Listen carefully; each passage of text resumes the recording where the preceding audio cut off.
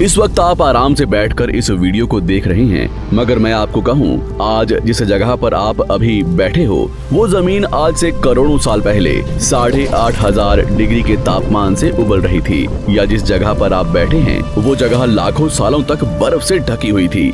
ये दोनों बातें सच हैं। इस 15 मिनट की वीडियो के अंदर आप पृथ्वी के 450 करोड़ साल के सफर को देखने वाले हैं। जिस जगह आज हमारा सौरमंडल है, वहाँ विभिन्न प्रकार की गैस और धूल के बादल हुआ करते थे। वैज्ञानिकों के मुताबिक इन धूल के बादलों से दूर एक तारा हुआ करता था। वक्त के साथ साथ उस तारे की ऊर्जा कम होने लगी, जिसके कारण उसके अंदर एक विशाल विस्फोट हुआ। विस्फोट की वजह से अंतरिक्ष की ये धूल एक दूसरे से दबने लगी। इस दौरान बादलों में स्थित धूल के कण दबाव और गर्मी के कारण बड़े उल्कापिंड और पत्थरों में परिवर्तित हो चुके थे, और इसी दबाव की वजह से इन बादलों में स्थित रेडियो एक्टिव पदार्थ ने ग्रेविटी का निर्माण किया। इस ग्रेविटी के कारण बीच में हाइड्रोजन और हीलियम इकट्ठा होने लगे। बीच के इस भयंकर दबाव के कारण एक विशाल विस्फोट हुआ, और इसी विस्फोट के कारण हमारे सूरज का जन्म हुआ। अंतरिक्ष में फैले एस्ट्रॉयड यानी क्षुद्र ग्रहों में भारी वजन की वजह से सूरज के करीब आकर सूरज की परिक्रमा करने लगे। धीरे धीरे इन्हीं एस्ट्रॉयड में भारी टकराव हुआ, जिसके फलस्वरूप मरकरी, विनस, अर्थ और मार्स जैसे ग्रहों का निर्माण हुआ। वैज्ञानिकों के मुताबिक उस वक्त पृथ्वी और मार्स यानी मंगल ग्रह के बीच थिया नामक ग्रह सूरज की परिक्रमा किया करता था। पृथ्वी पर ग्रेविटी होने की वजह से सूरज की परिक्रमा करने वाले एस्ट्रॉयड अब पृथ्वी की परिक्रमा करने लगे, और धीरे धीरे करोड़ों सालों तक ये पृथ्वी पर गिरते रहे। और ऐसी ही घटना हमारे पड़ोसी ग्रह थिया पर भी हो रही थी, जिसके कारण थिया पृथ्वी के और करीब आने लगा और आकर पृथ्वी से टकराया। इस भयंकर टकराव की वजह से पृथ्वी के हिस्से कणों के रूप में अंतरिक्ष में फैल गए और एक रिंग्स की तरह पृथ्वी की परिक्रमा करने लगे। इन्हीं परिक्रमा करते हुए कणों में टकराव होने लगा, जिसके कारण हमारे चांद का निर्माण हुआ। उस वक्त पृथ्वी पर सिर्फ एक ही समुद्र हुआ करता था, और वो था 1900 डिग्री सेल्सियस की तापमान पर उबलते हुए लावे का। उबल रही थी वो सारी चीजें जिसे आज आप अलग अलग नाम से जानते हैं।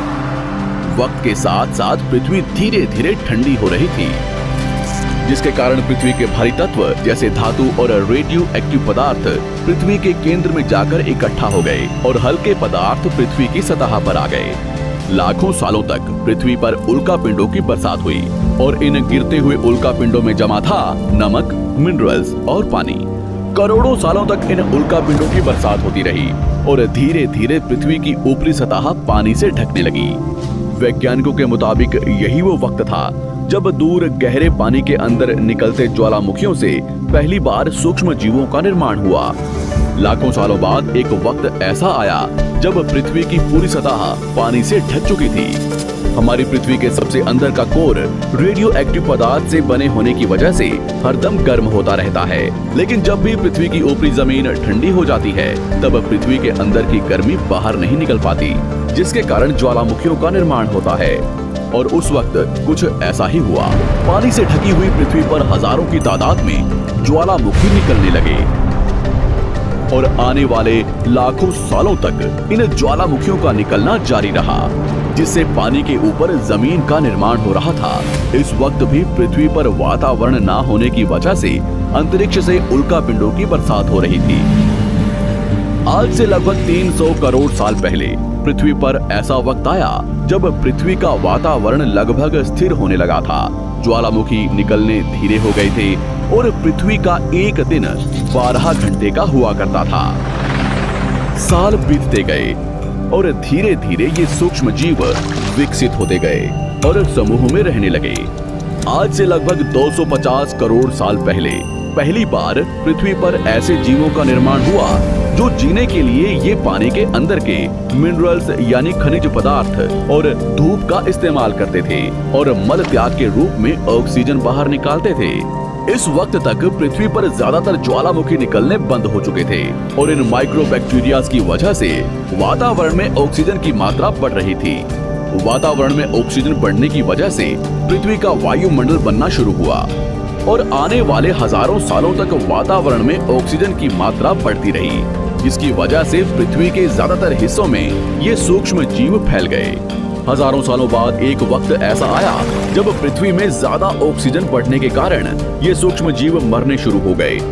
उस वक्त तक पृथ्वी का वातावरण ठंडा होने के साथ साथ ऑक्सीजन से भी भर चुका था, जिसके कारण जमीन और वातावरण में स्थित आयरन यानी लोहे के मिनरल्स पानी में स्थित ऑक्सीजन से रिएक्ट होने लगे। और एक वक्त ऐसा आया जब पृथ्वी की जमीन आज के मार्स के जैसे लाल हो चुकी थी। वक्त बीतने के साथ साथ धरती की टेक्टोनिक प्लेट्स में दरार होने लगी, जिसके कारण पृथ्वी के अंदर का लावा जमीन की तरह कई लाखों सालों तक खुला उबलता रहा। और यही वो कारण था जिसके कारण पृथ्वी के वातावरण में कार्बन डाइऑक्साइड की मात्रा बहुत बढ़ गई और पृथ्वी पर एसिड की वर्षा शुरू हो गई। एसिड रेन की वजह से पृथ्वी का तापमान घटने लगा और तापमान इतना घटा कि पृथ्वी के ऊपर स्थित पानी बर्फ में परिवर्तित होने लगा। पृथ्वी पर पहली बार भयंकर आइस एज आया। इस वक्त पूरी पृथ्वी सफेद बर्फ से ढक चुकी थी। आमतौर पर जब धरती पर सूरज की किरणें गिरती हैं, तब जमीन उन किरणों को सोख लेती है, मगर क्योंकि पूरी पृथ्वी बर्फ से ढक चुकी थी और क्योंकि बर्फ सफेद और चमकीली होती है, जिसके कारण सूरज की किरणें धरती पर गिरने के बाद वापस चली जाती थी। इसी कारण से पृथ्वी कई लाखों सालों तक बर्फ से ढकी रही, मगर फिर से पृथ्वी के अंदर स्थित गर्मी ज्वालामुखी के रूप में निकलना शुरू हो गई और इन ज्वालामुखियों से निकलने वाली गर्मी ने बर्फ को पिघलाना शुरू कर दिया।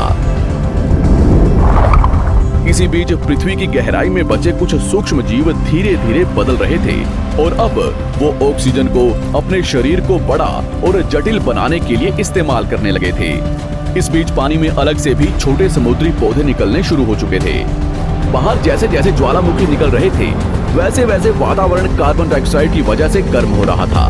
वक्त के साथ साथ बर्फ तो पिघलने लगी, मगर धरती पर फिर से एसिड की वर्षा शुरू हो गई, जिसके कारण फिर पृथ्वी ठंडी होने लगी और फिर पृथ्वी की ज्यादातर सतह बर्फ से ढक गई। ऐसा बार बार कई हजारों सालों तक होता रहा और इसी कारण से अब समुद्री जीव धीरे धीरे वातावरण के हिसाब से विकसित हो रहे थे। इस बीच कई सारे जीव और समुद्री जंगल्स विलुप्त हो गए, मगर जो बच गए वो धीरे धीरे पृथ्वी के बदलते तापमान के हिसाब से ढलते गए और अब हजारों सालों बाद समुद्री पेड़ बर्फ की वजह से पूरी तरह से मरते या सूखते नहीं थे।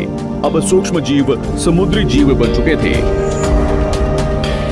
जब फिर से ज्वालामुखियों ने पृथ्वी की बर्फ को पिघलाना शुरू किया, तब ये समुद्री पेड़ जल्दी विकसित होकर फैल गए।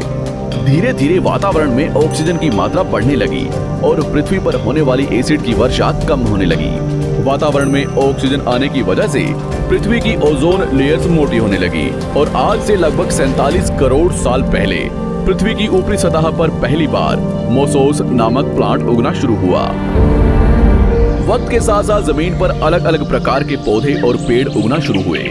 एक वक्त ऐसा आया जब जमीन के पेड़ों की लंबाई लगभग 80 से 100 फीट जितनी या आज के 5 से 6 मंजिला बिल्डिंग जितनी ऊंची हो चुकी थी। ये वो वक्त था जब समुद्री जानवर समुद्र से बाहर निकल रहे थे और जमीनी जानवरों में परिवर्तित हो रहे थे। धरती की ज्यादातर जमीन एक जगह इकट्ठी हो चुकी थी, जिसे आज हम पैंजिया महाद्वीप के नाम से जानते हैं। पृथ्वी का वातावरण और तापमान लगभग स्थिर हो चुका था और अब करीब 21 से 23 घंटे का दिन हुआ करता था। अब समुद्री जीव पानी से बाहर रहने लगे थे और वातावरण के हिसाब से उनके शरीर का रंग रूप बदल रहा था। धीरे धीरे ये जमीनी जानवर डायनासोर्स में परिवर्तित हो गए। जिन डायनासोर्स ने पेड़ पौधे खाने शुरू कर दिए, उनका शरीर लंबा और विशाल रूप से विकसित होने लगा। कुछ डायनासोर्स शिकार किया करते थे, जिसके कारण वे छोटे और तेज होते चले गए।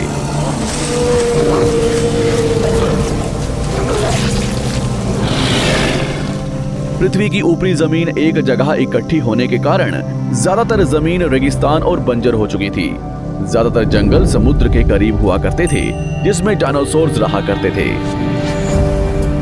आज से लगभग 20 करोड़ साल पहले पैंजिया महाद्वीप टूटना शुरू हो गया। पैंजिया के विभाजित होने की वजह से पृथ्वी की ज्यादातर ऊपरी जमीन पानी के संपर्क में आने लगी, जिसके फलस्वरूप पृथ्वी पर हरियाली बढ़ती गई, जिस वजह से डायनासोर्स और ज्यादा विभिन्न और विशाल होते चले गए। डायनासोर्स ने आने वाले लगभग 20 से 30 करोड़ सालों तक पृथ्वी पर राज किया। उस वक्त डायनासोर्स समुद्र से लेकर जमीन और आसमान तक पूरी पृथ्वी पर राज किया करते थे। इस दौरान अफ्रीका से टूटा भारत सीधे आकर आज के तिब्बत से टकराया और इस टकराव की वजह से हिमालय का निर्माण हुआ। आज से लगभग 6.5 करोड़ साल पहले पृथ्वी की तरफ आज के माउंट एवरेस्ट से भी बड़ा लगभग 4.5 लाख करोड़ किलो जितना वजनिया उल्कापिंड लगभग 80,000 किलोमीटर प्रति घंटे की स्पीड से पृथ्वी की तरफ आ रहा था। पृथ्वी की सतह को छूते ही उसमें भयंकर आग लगी और वो जलते हुए सीधा पृथ्वी से टकराया। इस टकराव से निकलने वाली ऊर्जा आज के 10 करोड़ परमाणु बम एक साथ फटने के बराबर थी। जहां ये उल्कापिंड गिरा, वहां के जानवर और पेड़ तुरंत भाप बनकर जल गए। गिरते ही पृथ्वी पर पूरी तरह धूल फैलने लगी। समुद्र में भयंकर बाढ़ आने लगी। भूकंप और आग ने पृथ्वी को जलाना शुरू कर दिया। कुछ ही घंटों में पूरी पृथ्वी के वातावरण में हानिकारक गैस और धूल की वजह से पृथ्वी नर्क हो चुकी थी। डायनासोर्स, घुटन, आग और भूखमरी से पूरी तरह विलुप्त हो गए। इस वक्त हमारे पूर्वज जमीन के अंदर रहा करते थे, जिसके कारण वो इस विशाल प्रलय से बच गए। पृथ्वी का वातावरण पूरी तरह से काला और अंधेरा हो चुका था, जिससे धूप भी जमीन तक नहीं पहुंच पा रही थी। पृथ्वी के पेड़ और ज्यादातर जानवर विलुप्त हो गए। वातावरण में धूल और हानिकारक गैस के कारण पृथ्वी पर फिर से एसिड की वर्षा शुरू हो गई और फिर पृथ्वी ठंडी होकर बर्फ से ढक गई। लेकिन इस बार पृथ्वी की बर्फ लाखों सालों तक नहीं जमी रही और 80 से 90 हजार साल बाद ये बर्फ पिघलनी शुरू हो गई। जैसे ही धरती पर वातावरण फिर से पहले जैसा होने लगा, वैसे ही ये छोटे जीव जमीन से बाहर आना शुरू हो गए। उस वक्त पृथ्वी की बर्फ पिघलनी शुरू ही हुई थी, जिसके कारण अफ्रीका में घने ठंडे जंगल हुआ करते थे और इसी बीच ये जमीनी जीव बंदरों में परिवर्तित हुए। मगर जैसे जैसे पृथ्वी गर्म होने लगी, वैसे वैसे अफ्रीका के ये जंगल सूखने लगे। जंगल की चीजें खाने वाले बंदरों को खाने की कमी होने लगी। खाने की तलाश में इन बंदरों ने अपने पैरों पर चलना शुरू कर दिया, जिससे उन्हें दूसरे जानवरों के शिकार करने में मदद मिलती थी। धीरे धीरे बंदर एप्स यानी वानर में परिवर्तित हुए।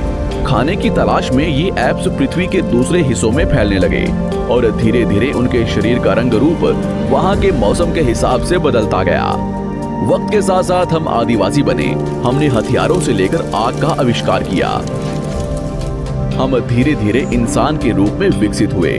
हमने धर्म से लेकर परिवार, भाषा और संस्कृति का निर्माण किया और वक्त के साथ साथ हम विकसित होते चले गए और आज हम इस पृथ्वी की सबसे विकसित प्रजाति बन चुके हैं। पृथ्वी को आज के जैसे बनने में लगभग 450 करोड़ साल का वक्त लगा है और हमें एक छोटे जमीन में रहने वाले जानवर से इंसान बनने में कई लाखों सालों का। मगर हमने इन 100 सालों में जितना पृथ्वी को गंदा और तबाह किया है, उतना आज तक किसी भी प्रजाति ने नहीं किया होगा। हम फिर से धरती को गर्म कर रहे हैं और कार्बन डाइऑक्साइड की मात्रा बढ़ा रहे हैं। वैज्ञानिकों का मानना है कि पृथ्वी पर फिर से विशाल परिवर्तन होने वाला है। भविष्य में पृथ्वी कैसी होगी, जानेंगे हमारी अगली वीडियो में।